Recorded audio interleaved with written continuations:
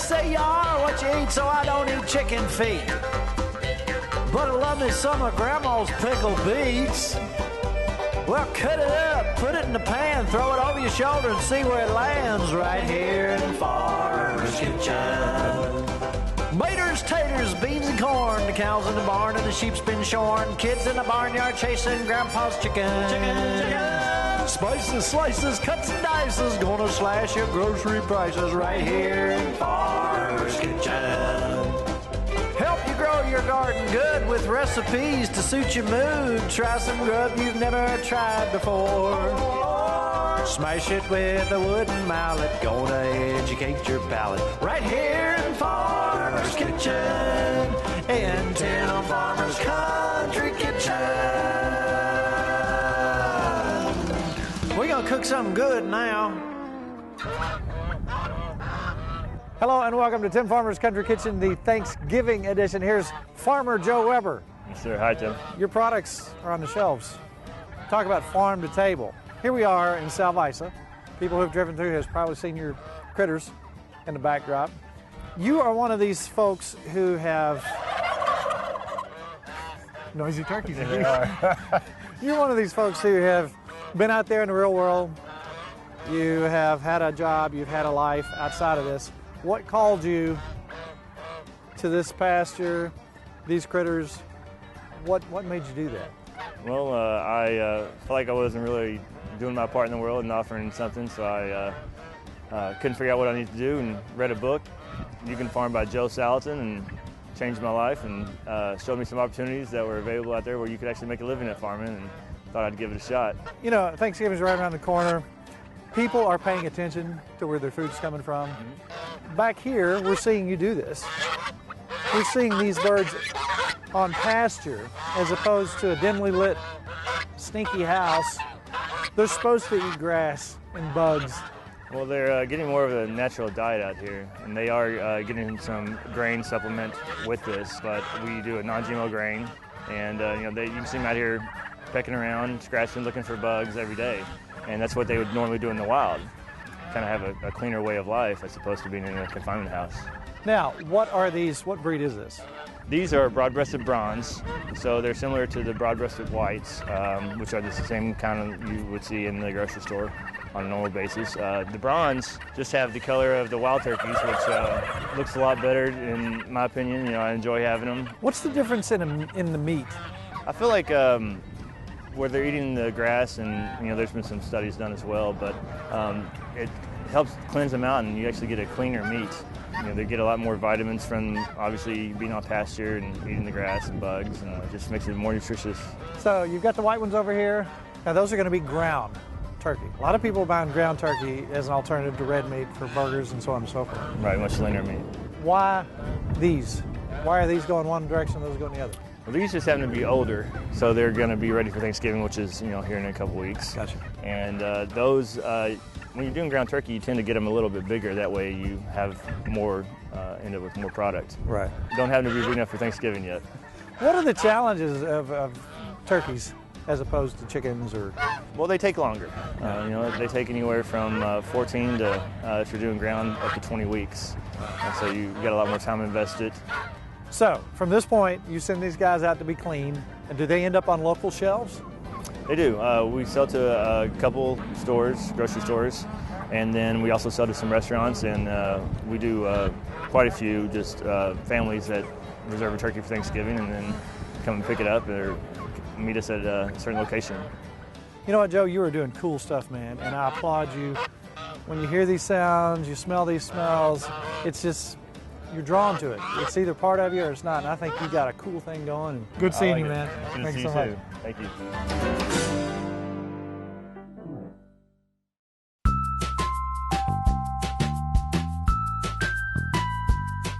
We're back with Lauren. Yeah, welcome back. You know what?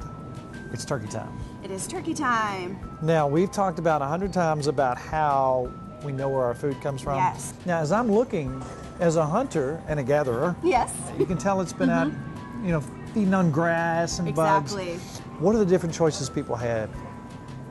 during the Thanksgiving season? So at the base level, we're still giving you a natural bird that's antibiotic free, and then you can go up a step to organic, and then you can go up a step to the pasture-raised local that we've got. Tell us the difference. So pasture-raised means that they are feeding on grass and they're getting those grubs. Like they're getting supposed to. the That's what insects they want. like they're supposed to, exactly. So with natural, it gets a little bit more ambiguous, but we know that they have an antibiotic-free diet, and we also know that everything post-processing is natural. No additives, nothing like that. When you get into organic, you get a little bit more into the feed that they have and everything like that, but the pasture-raised is the only way that you know they've had a lot of time outside. I know exactly where this guy came from. Yes, I you've thought been it's there. so cool. Been there, done that. And it's so cool to know that this is happening in Kentucky. So right back here in the meat section, they can choose from all those three things. Sure. That's a good looking bird. I think so. I'm wanting to cook it up, rub some butter on it, put some herbs under the skin, all that good stuff. Let me ask you this. Have you ever had one smoked? Last year was the first time, and I don't know if I'll ever go back. It was amazing. You know what? We have a process that I've done this with chickens and stuff, and we can do it with turkey too. You have to be kind of careful because the temperatures and all that kind of stuff. Right. But we got a process. I'll make sure you watch this show. I will. Because you're going to like it. Okay, I'm going to write down notes for it next Well, year. thank you so much. That's a good looking bird. It looks almost, I'm telling you, it looks like some of the wild ones I've plucked. And it's from right down the road. I like that. Thank you very much. Thank you, Tim.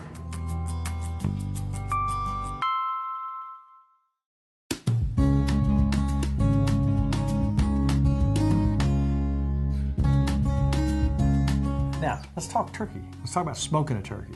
A different way to do this. Who doesn't love smoked anything? Right.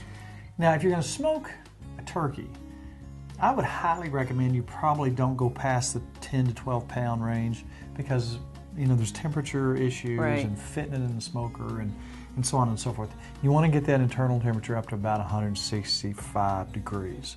You don't want everybody to be sick. That's right. But this can be one of the tastiest ways in the world to fix a turkey. Now, one of the first things you have to do is brine the turkey. Now, this is a brine. This recipe is old, but it's very simple. I'm going to give you the basic ingredients to this. You're going to take, per gallon of water, 1 cup of kosher salt, 1 cup of brown sugar, 2 tablespoons of black pepper. I use the coarse ground one, so on and so forth. If you want to put just a little bit of soy, I'd say per gallon, a half a cup or so. That'll give it that nice salty taste. Also, we're going to take a little bit of liquid smoke seasoning, just maybe like a capful or less. You can use a little bit of thyme, a teaspoon. Mix that in there because you always love that thyme taste when it comes to poultry. One other thing that we're going to do and put in this brine is some garlic powder. Let's put 2 tablespoons of that as well. Okay. Just a dash of Worcestershire. Okay. Now that makes a nice brine. What you're going to do, we're going to dump these in here in the gallon of water. Now what I try to do is try to find a pan that is high enough and tight enough to the bird where you don't have to use as much brine. Right. So if you can cover that in a gallon, that's great. If not, use more. a gallon, 2 gallons, so on and so forth. Again, this is a 12-pound bird. I don't go much over that if I'm going to smoke it. We're going to start the brine. We're going to put all the ingredients in here, Okay. bring it to a simmer, then set it off, and then set it in the refrigerator and let it cool. Then you set the bird in there, mix it all up, set it back in the refrigerator and let it go for 12 to 14, 16 hours, depending on how much flavor you want in it. So I'm going to start with the gallon ingredients, bring it up to a simmer, and here's our cup of brown sugar, black pepper. Now I like my black pepper. Half a cup of soy, and a little bit of smoked flavor. Some thyme. Okay, 2 tablespoons of garlic powder, just a dash of Worcestershire.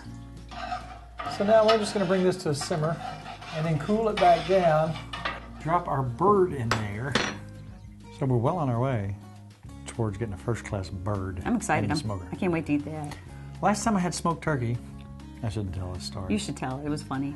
I was with Kentucky Field, and we're on the road, and you don't know where you're going to get your snacks sometimes. Right. You just where you are. So I went into this gas station, and they had a smoked turkey leg. Really? It was like in this machine keeping Yeah. warm. I don't know how long it had been there. 3 weeks. I grabbed that thing, pulled it out, and started eating it. I thought, man, this is good. What? I was sick for about a week and a Really? half. Oh, you remember that? Don't get your smoked turkey at a gas station. Okay. If you do, just look at the expiration date. On the turkey wing? On the Or turkey. bone? Just make sure. I don't know. There might be some really good turkey smoked turkey in gas station somewhere. I've never seen it in a gas That's all station. I got to say about that. So again, we're going to bring this to a simmer. You don't want to boil it. You just Right. kind of get everything, the sugars and the salt acquainted, Okay. as my grandfather would say. All right, so later on, in the fridge, Okay. bird goes to sleep for about 12, 14 hours. We get up tomorrow, we're going to put our cherry or apple, I haven't decided yet, in the electric smoker. Now, I like an electric smoker. We have both kinds. I have a big smoker that we can use for all kinds of things, but tomorrow we're going to be busy. We got a Yeah. lot of stuff going on. I like to be able to digitally dial my number and my time in.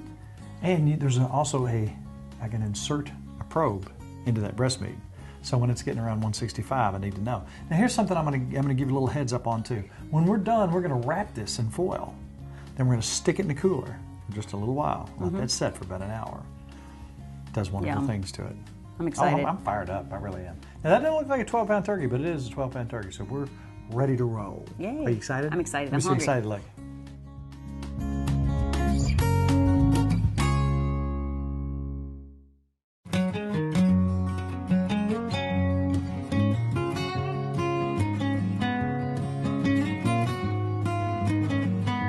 Now we've preheated our smoker. It's cold outside, so we've got this on the back porch. So we're going to take some butter, and we're going to put, I would say, probably a half a teaspoon of rosemary, half a teaspoon of thyme. I'm going to take some telecherry pepper. That's rumored what the Colonel used in Kentucky Fried Chicken. I'm going to take some salt, just enough to, I'd say, a quarter of a teaspoon of each. Don't forget a little granulated garlic in there as well. And we're going to cover the breast of this turkey with the butter and those spices. Oh man, I've already got images of this guy in a couple hours. Now we have our cherry soaking. We're going to use cherry wood. I'm going to soak those just a little bit. I like to go about 250. Now at 250 degrees, you're talking 30 minutes per pound. If you're going to put a probe in, you can go into the breast or the deepest part of the thigh. You need to get to 165. That's where you know you're good.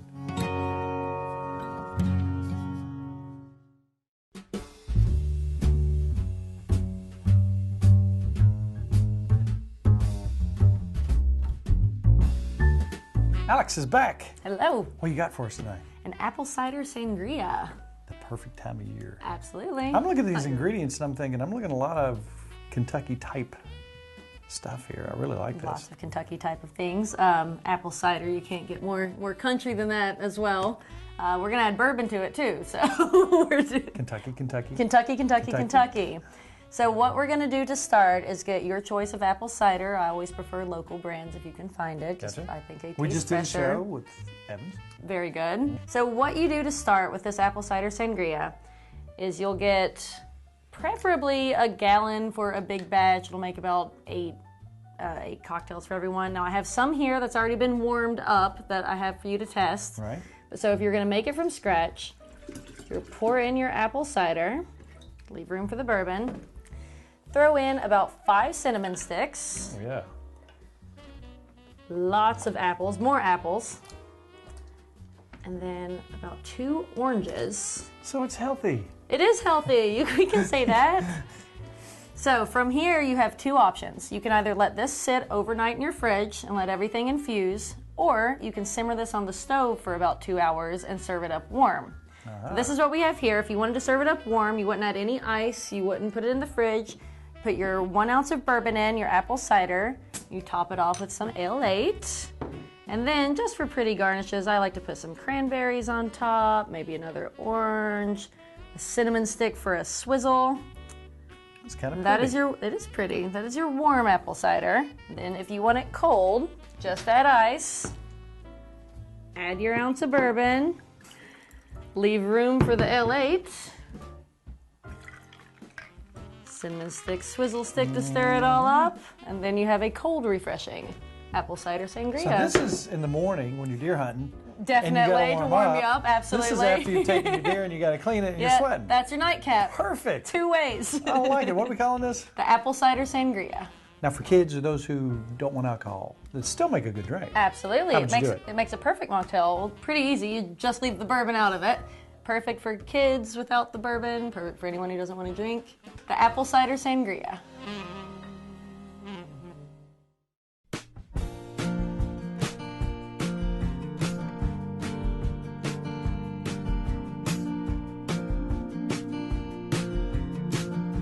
Todd is back.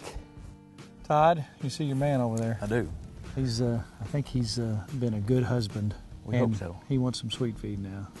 He has been in here, I think if he successfully did what he was supposed to do, when should she have her next calf? So that's been a little over a month ago. So your 9-month gestation period on Just like a human. Just like a human, that's exactly right. So 9 months from about the middle of October. But he is a specimen. I'm excited about him. I think he is, as far as genetics, as far as on my farm and in our area, I think he is genetically one of the most superior bulls that I've definitely ever had, just because he ties back to one of the foundation sires in the Angus breed. So now, how old is he now? he'll be 4 in the spring. Wow. Here's my plan. Tell me what you think. Okay. Very shortly, this calf you estimate about 600 pounds. Now, Right. last year, I think it was 650, 675. That's right. When it went in. That was some of the best beef I've ever had. Now, I have limited freezer space, and we talked about, you talked about custom. You do it the way you want to do it, and now you've got 2 options this time. You've got a calf in case you have eaten most of last year's calf, which most people can consume a 600-pound calf a year if you just eat a normal amount of ground beef and maybe some roast and stuff like that. So if you go ahead and process her natural calf, the black calf, and then if you wanted to stick that Jersey, pull that calf off of her and put it on feed, you'd be able to get a little bit of a comparison of a milk-fed versus the grain-fed, which you eat grain-fed anytime you go to the store. Those are grain-fed. That's grain-fed beef. But a little bit different in the fact it won't have anything else put into it as far as growth hormones, antibiotics, and those type of things. You know everything that's happened to that Jersey calf because we were here together when he first landed on this farm, and you packed him in your arms. So, Well, now we got to get him loaded up that's right. and head back south. That's right. And I've got to go check my turkey. Okay. So we'll get a bag of sweet feed out because that seems to be what makes them go. That's right. All right, let's see what happens, man. All right, sounds good. All right.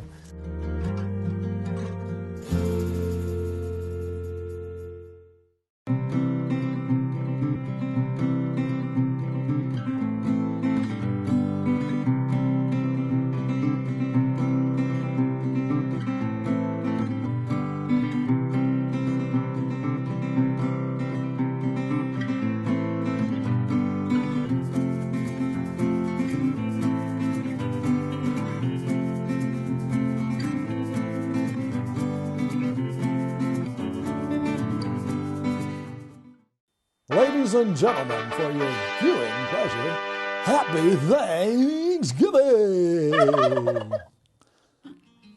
We've been waiting for this moment. Now, let me tell you what.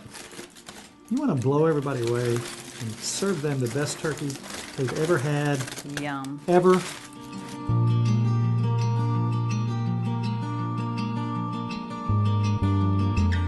Yum. What do you smell this, Nikki? It smells delicious. Can I have some? I want you to look at this. Golden, beautiful, and that smoke smell. It's like a picture in a magazine. I love it. It is like a picture magazine. But the smell is beyond belief. Now, one thing I do want to say about this, let's go back and just reiterate just a little bit. All right, first of all, this is a 12-pound bird. Right. All right. We soaked it about 12, 14 hours. Then we cooked it at 240, 245. It was cold outside. Yeah. We also popped an orange in here just to kind of, once it get heated up, that would fill that space. Now, I pinned these wings down with a toothpick so it'd have that beautiful, wonderful shape. Good job. I can't hardly talk from my mouth watering. If you want to try something, I'm telling you, for Thanksgiving, just blow everybody's mind away. And juicy, oh my goodness. Should we cut it? Or do we Yes. just want to stare at it for a while? I'll eat it and you just watch. How's that? Let's do a little cut down the prime. Now again, 165. Then we put it in a cooler. I'm just slicing off it just to like the perfect piece here. Yum. We put it in a cooler for an hour in aluminum foil. Now, here's what you're going to notice. You're going to notice a little pink color. That's not because it's not done. That's from the smoking process. Mrs. Farmer. You must love me if I get to go first. Look how moist and juicy that is. It's terrible. You don't want any. Is that not perfect? You're going to have to make, for Thanksgiving, 2 of these. Make 2 of them because we got a bunch of people coming. Oh, wow. That's the best turkey I've ever had. Good job. Now, the question they're going to be asking if you don't have a smoker, I would highly, highly recommend an electric smoker. We use, Masterbuilt? Yeah. It's digital. You put in your commands, your temperature, your time. Walk away. And you walk away. They have probes, too, if you want to check to see what your internal temperature is. Right. You go ahead and pop it in where you want it. Look at this thing steaming, juicy, got that nice smoke flavor. Something else you're probably going to ask, well, how often do I have to change the chips? I don't overdo the smoke. I put some in at the beginning, and then I put some in midway. You don't overwhelm this, but you have, And again, we did cherry wood on this one. This is so easy to do. Once you figure it out, you're going to be doing a lot of stuff in the smoker. This is so good. The electric smoker, $150 on sale, and you'll use it a lot. We're going to do a lot more smoke stuff coming up this year. We got so many good recipes for you. This has been a wonderful season, our 6th year. It has. We got a bunch of brand new shows coming up. But being that our very busy day, from cattle to turkeys to the store, all over the place, this is the star, though. Yes, it is. This is the star. And I'm just the most keeping beautiful, delicious turkey you'll ever make in your life. And if you want more recipes, especially sides, where would you go, Mrs. Farmer? You can talk with your mouth full. TimFarmersCountryKitchen.com. This is exactly good. Right. TimFarmersCountryKitchen.com. Mrs. Farmer, how many sides do we have? A gazillion? 50 million. And a lot of these shows have only been seen one time. So Right. if you're looking for some sides for Thanksgiving, Cranberry sauce, mashed potatoes, macaroni and cheese, yeah, sweet whatever potatoes, you want. whatever. We've got them. So look at our sides, knock yourself out, have a happy Thanksgiving, and try to gain some weight. You're looking thin out there. Also, go to shows, then YouTube, boom. Now, if you were on Facebook and you want to go see Tim Farmer's Country Kitchen, did you know there was a Facebook page? I do. I knew that. What do you have to do to become our friend? You hit like. That's it. Boom. You're on. We talk. We share recipes. Every Monday you share your recipes with us. This half hour's up. Look what a beauty. One more time. Just look. Just look. Just smell. Smell that. That's a magazine turkey. Can you smell it out there? And remember, it's all about Good times good friends. and really good eats. Happy Thanksgiving. Happy Thanksgiving.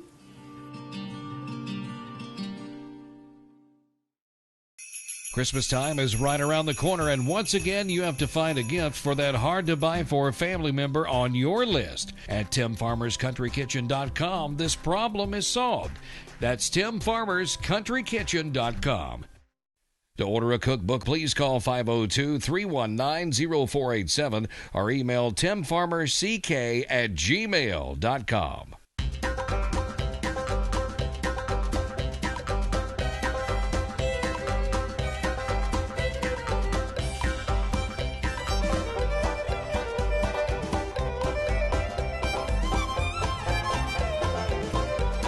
Special thanks to CKY, Canoe, Kentucky, Furniture World Superstore, Housewarmings, Lodge Cast Iron, Tater Knob Pottery and Farm,